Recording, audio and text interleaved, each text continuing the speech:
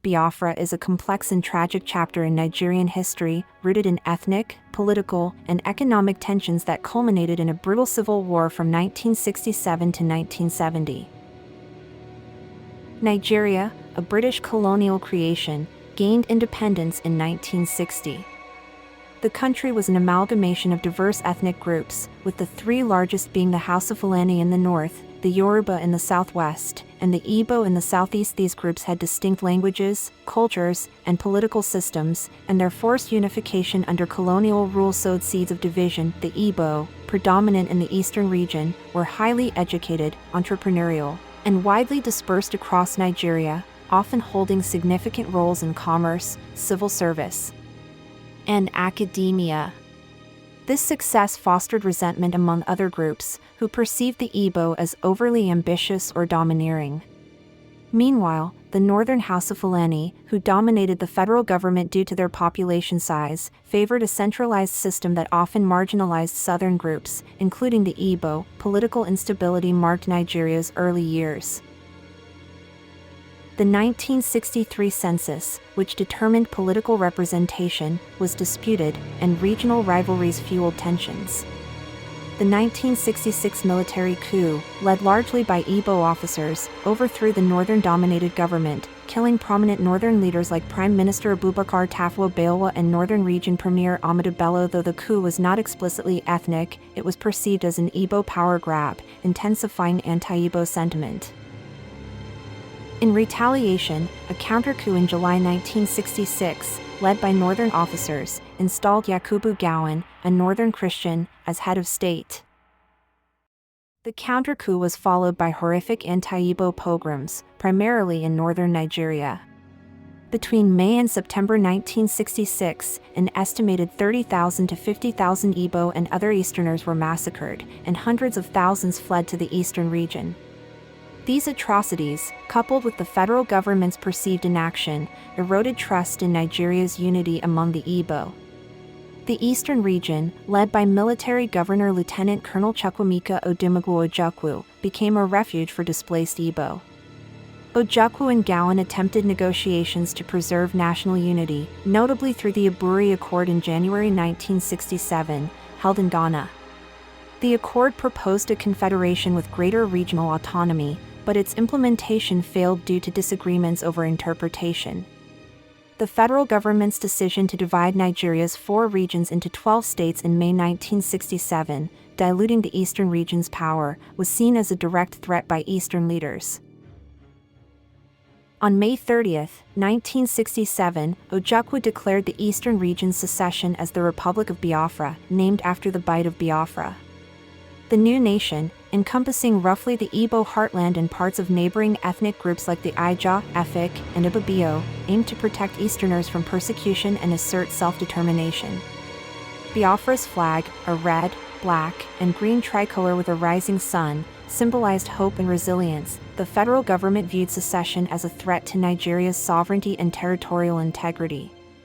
Gowon declared a police action to crush the rebellion, escalating into a full-scale civil war. And in July 1967, with federal forces invading Biafra.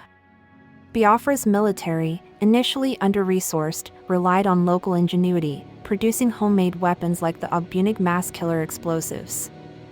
Biafra briefly went on the offensive, capturing parts of the Midwestern region in August 1967, but federal forces, bolstered by superior numbers and foreign support, quickly regained ground.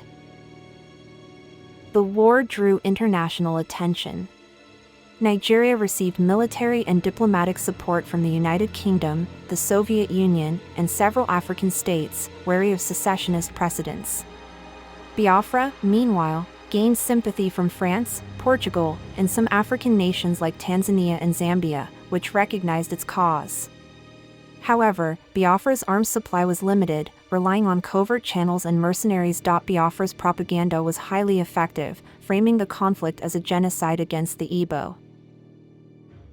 Images of starving Biafran children, particularly those suffering from kwashiorkor, shocked the world and galvanized humanitarian efforts.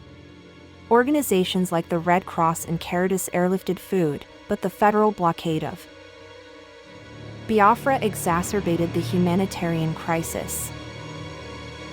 The federal government's blockade of Biafra, aimed at cutting off supplies, led to one of the war's most devastating consequences: mass starvation. By 1968, Biafra's territory shrank, and millions faced famine. An estimated 1 to 2 million people, mostly civilians, died from starvation, disease, and fighting. The Biafra babies became synonymous with emaciated children, and the crisis spurred the creation of modern humanitarian NGOs like Médecins Sans Frontières. By 1969, Biafra was reduced to a small enclave around Umuahia and Owerri. Despite fierce resistance, Biafran forces were overwhelmed by Nigeria's better-equipped army. On January 7, 1970, Ojukwu fled to Côte d'Ivoire, leaving Philippe Effiong, his deputy, to surrender on January 15, 1970. The war ended with Biafra's reintegration into Nigeria. The war left deep scars. The Igbo faced marginalization in politics and the military, fueling a sense of alienation that persists. Nigeria's federal structure expanded with more states, but ethnic tensions remained.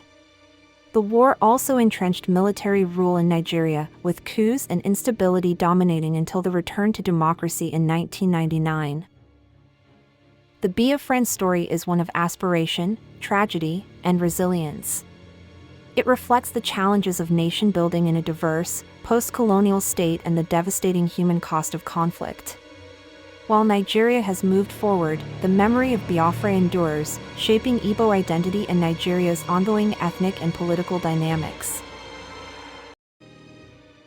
For Nigerians, documentary viewers, political analysts, and history students, understanding this period is vital.